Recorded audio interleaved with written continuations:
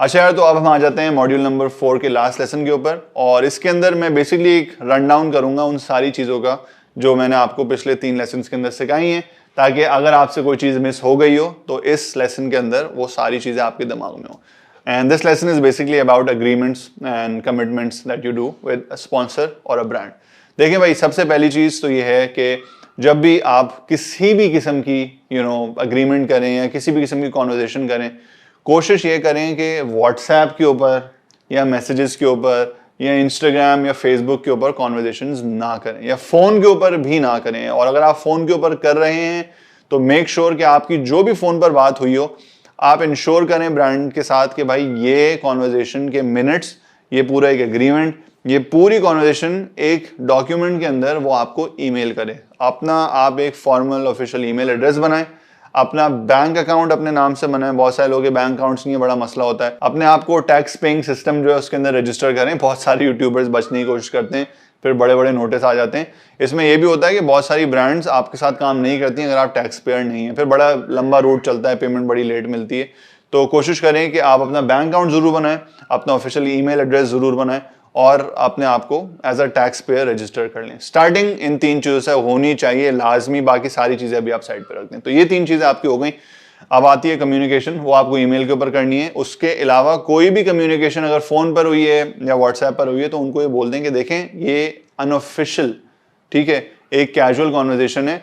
जब तक आप ईमेल के ऊपर मुझे डॉक्यूमेंट बनाकर नहीं भेजेंगे जिस पर आपका ठप्पा, आपका साइन हो, उस वक्त तक ये फॉर्मल नहीं होगा और उस वक्त तक मैं किसी भी चीज़ का लायबल नहीं हूं। और यही तरीका है प्रॉपरली अपने आप को जो है ना वो सेफ रखने का। तो ये चीज़ हो गई कि आपने अग्रीमेंट, जितनी भी कॉन्वर्जेशन, जो कुछ भी है वो आपने करी ईमेल के थ्रू। अब हिसाब आता है पेमेंट का। पेमेंट के ऊपर भी जिस तरीके से मैंने आपको लास्ट वीडियो के अंदर बताया था कि आपको 50% एडवांस जरूर लेना है। 50% से कम आप 35% तक जा सकते हैं, वो भी उस सूरत में अगर आपका मिलियन या 1.5 मिलियन या 2 मिलियन इतनी बड़ी एक अमाउंट है।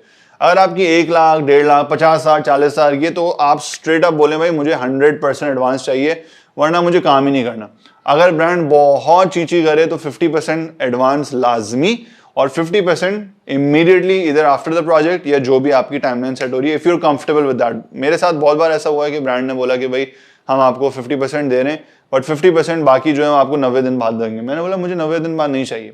आई don't want to work with a brand जिसके पेमेंट साइकिल इतने लंबे हैं। If you want to work with me तो आपको मेरी टर्म्स पे काम करना पड़ेगा, क्योंकि आप मेरे पास आए, मैं आपके पास नहीं आया। आपको मेरे चैनल की जरूरत है, नहीं है तो भाई ठीक है, कोई मसला ही नहीं है, फिर आप किसी और से काम करा लें।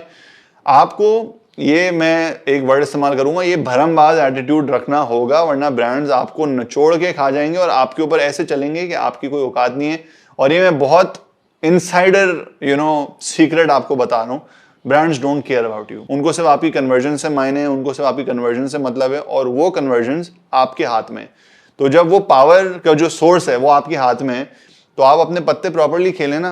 ज्यादातर यूट्यूबर्स जो है वो yes sir, yes ma'am, ma'am साहब बन जाते हैं और फिर होता ये है कि ब्रांड जो है वो 8-8, 9-9 महीने तक रुलाता है, क्योंकि जाहिर है जब आप इतने भीगी बिल्ली हैं, अल्लाह मियाँ की गाय है, तो वो तो रुलाएगा।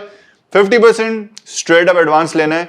अगर 1 लाख रुपए से कम की पेमेंट है तो 100% एडवांस लेना है। नो कॉन्वर्सेशन, पैसे इमीडिएटली नहीं आ रहे छोड़ दो, कोई मसला नहीं है, आगे आ जाएंगे। अच्छा भाई, पैसों का हिसाब हो गया, डन। अब ब्रांड आपके पास अपनी रिक्वायरमेंट लेकर आता है, हमें ये चाहिए, ये चाहिए। आपको इधर लोगो लगाना होगा, अपने माथे पे लोगो लगाना होगा, अपनी छाती पे लोगो लगाना होगा, क्योंकि ब्रांड का तो मकसद ये होता है कि भाई वो पूरी वीडियो के अंदर अपना लोगो लगा दे, पूरा ऐड बना दे।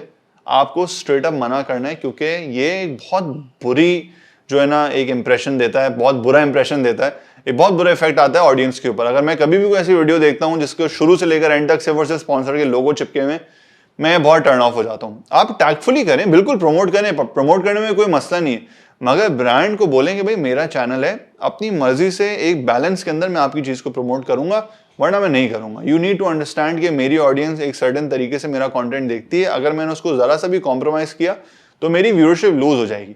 तो इस चीज का आपको ख्याल रखना है कि जो भी ब्रांड बोले उसको यस सर, यस मैम बोल के डन नहीं कर देना। उस पर सोचें, फिर उस एग्रीमेंट पे साइन करें, फिर कमिट करें, वरना कमिट ना करें। अच्छा, ये हो गया कि आपको क्या क्या डिलीवर करना है। ओवर कमिट ना करें। अगर आप नहीं कर सकते ना तो ब्रांड को सब्ज बाग, सुनहरा ख्वाब ना दिखाएं, मैं ये भी कर दूंगा, ड्रोन भी आ जाएगा, रेड कैम भी आ जाएगा। भाई आपकी जितनी औकात है ना आप उतनी बात करें। मुझे पता है भी मेरे चैनल के अंदर मेरी प्रोडक्शन कैपेसिटी क्या है। मेरे पास ड्रोन नहीं है, ऐसा नहीं है कि मैं ड्रोन आज बोलूंगा तो ड्रोन मेरे पास नहीं आ जाएगा, मगर मेरे पास ड्रोन नहीं है, मैंने कभी ड्रोन उड़ाया नहीं, तो मैं ड्रोन की क्यों फुटेज जो है वो प्रॉमिस करूं। बहुत सारे ब्रांड्स ने अक्सर बोला कि हमें ड्रोन फुटेज चाहिए, मैंने बोला भाई नहीं है, ड्रोन फुटेज चाहिए ना 75,000 रुपए एक्स्ट्रा दे दो, 2 दिन के लिए मैं ड्रोन किराए पे ले आऊंगा, उसका एक ऑपरेटर आएगा, उसके इतने इतने पैसे होंगे, स्ट्रेट अप बात है। तो कभी भी ब्रांड आपसे विजुअली या प्रोडक्शन वाइज अगर ज्यादा चीज एक्सपेक्ट कर रही है तो उसका एक अलग से बिल बना के दे दें कि भाई ये चीजें हैं, ये आपने मांगी है, इसका बिल ये है, अगर आप ये पे कर सकते हैं तो हम अपनी वीडियो में डाल देंगे, वरना हमारे पास तो भाई एक कैमरा है, एक लाइट है, खिड़की के सामने हम बैठ के रिकॉर्ड करते हैं, हम तो इतना ही कर सकते हैं। सीधी सीधी बात है, be honest, do not over commit to any brand. अच्छा, ये सारी चीजें होने के बाद एक चीज जो मैं आपको जरूर एडवाइस करूंगा वो ये है कि जो भी आपका कॉम्पिटिशन है उसको रिसर्च करें, उनकी रेट लिस्ट निकालें, एजेंसीज के अंदर अपनी पार्टनरशिप्स बनाएं, एजेंसीज वालों से अपनी दोस्तियां करें, जो एड एजेंसीज और डिजिटल एड एजेंसीज होती हैं। उसकी वजह ये है कि अक्सर वहां से आपको पता चल जाता है कि आपका कंपटीशन जो है या कोई और यूट्यूबर जो है वो किस तरीके से चार्ज कर रहा है और ब्रांड उनको किस तरीके से पैसे दे रही है। ऑब्वियसली ये आपको अपने रेट बढ़ाने में भी हेल्प आउट करेगा और आपको ये भी बता देगा कि अच्छा, अगर आपको बेहतर रेट देना है किसी से तो आप किस तरीके से कंपेरेटिव रेट रख सकते हैं, कंपेरेटिव प्राइसिंग रख सकते हैं। कोशिश करें कि आपने जितने भी एसेट्स हैं, यानी कि अगर आपकी यूट्यूब वीडियो है तो एक सर्टेन हद तक अपने सब्सक्राइबर काउंट के हिसाब से या व्यूअरशिप काउंट के हिसाब से एक रेट तय कर लें। ये नहीं कि किसी को आपने 50,000 बोल दिए, किसी को आपने 5 लाख रुपए बोल दिए, एक रेट या एक रेंज सेट कर लें कि भाई इस तरीके के कंटेंट के मैं 2 लाख रुपए लेता हूँ, इस कंटेंट के मैं 50,000 रुपए लेता हूँ या 10,000 रुपए लेता हूँ या 10 लाख रुपए लेता हूँ, वो तो आपकी मर्जी है ना, खुला खाता है, जो भी आपका दिल करे, मगर एक रेट कार्ड बना लें ताकि रैंडमली लोगों को आपके रेट्स ना जाएं। होता क्या है कि जब भी आपके पास कोई ब्रांड आती है ना तो वो डिफरेंट एजेंसीज के थ्रू आती है और एजेंसीज के अंदर आपके रेट्स चल रहे होते हैं। अब एक एजेंसी वाले ने बोला यार इसने तो इस वीडियो के 50,000 रुपए बोले, दूसरे ने बोला यार ये तो 5,000 रुपए में करने के लिए तैयार है, तो एक मसला हो जाएगा, ब्रांड बोलेगा कि नहीं यार ये सही बंदा नहीं है। तो अपना एक रेट कार्ड बनाएं, उस रेट कार्ड को अपने बढ़ते हुए सब्सक्राइबर काउंट, अपने बढ़ते हुए व्यूअरशिप काउंट, अपने बढ़ते हुए इंस्टाग्राम काउंट के हिसाब से अपडेट करें हर 4-6 महीने में। अगर आप 2 साल पहले 15,000 रुपए चार्ज कर रहे थे तो अब आपको उस हिसाब से, अगर आपकी सारी चीजें बढ़ी हैं तो आपके रेट कार्ड के ऊपर आपकी प्राइसेस भी बढ़नी चाहिए। और फिर फाइनली जब ये सारी चीजें हो जाएं, आपने कम्युनिकेशन सही तरीके से कर ली, अपनी मर्जी का रेट मनवा लिया, एडवांस भी ले लिया, सब कुछ कर लिया, फिर अंडर डिलीवर ना करें। जो ब्रांड से कमिट किया है कोशिश करें कि उससे बेहतर चीज दें ताकि लॉन्ग टर्म रिलेशनशिप बने। देखें इंडस्ट्री हमारी बहुत छोटी सी है, खराब काम करेंगे फौरन बदनाम हो जाएंगे। एक बंदा 10 लोगों को जानता है, एक ब्रांड वाला 10 और ब्रांड ओनर्स को जानता है, एक एजेंसी वाला 10 और एजेंसी वालों को जानता है, आपका नाम खराब होगा। तो कभी भी अपने काम के अंदर चोरी नहीं करनी है, पैसे पूरे लिए हैं, पैसे पूरे करने हैं, 1 रुपये भी कम आपको नहीं देना अपनी एफर्ट के अंदर, अपने जो कंटेंट के अंदर आप वैल्यू डाल रहे हैं उसके अंदर 1 रुपया भी नहीं, क्योंकि वो ऊपर वाले से भी रिलेशनशिप खराब है और सामने वाले से भी फिर रिलेशनशिप खराब है। मैंने आपको अपने सारे जो सीक्रेट्स हैं ना, अपनी स्ट्रेंथ मूव्स जो हैं dealing with sponsors and brands, वो अब मैंने आपको बता दी हैं, पूरी पटारी खोल के मैंने आप लोगों के सामने रख दिए।